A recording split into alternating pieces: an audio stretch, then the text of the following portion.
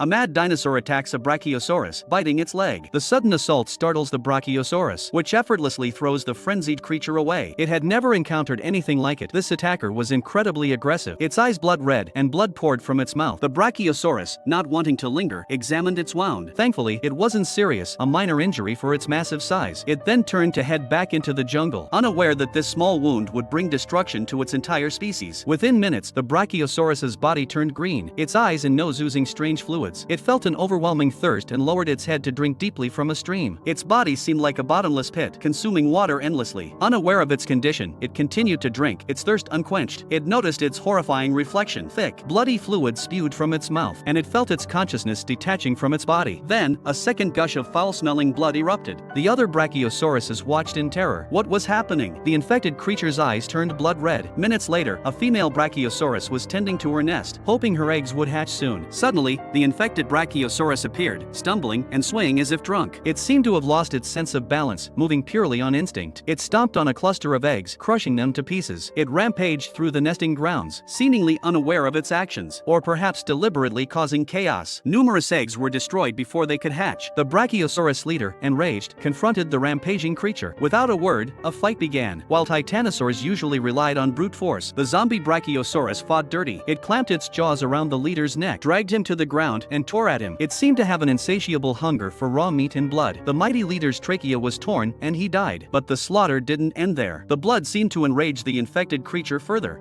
It attacked the other brachiosauruses. Killing the leader wasn't its ultimate goal. Destroying the entire herd was its true desire. It could no longer think. It just killed anything alive. This was the unified symptom of being infected with the zombie virus. And it was contagious. Any animal bitten by it would also become infected. Finally, the last brachiosaurus was slammed against sharp spikes and died. The killing spree momentarily ceased. The zombie brachiosaurus panted heavily, not from exhaustion, but from the constant torment of the virus within. A single creature had wiped out an entire species. Its power was immense. Now, the other creatures in the forest would face its wrath. The virus was about to spread.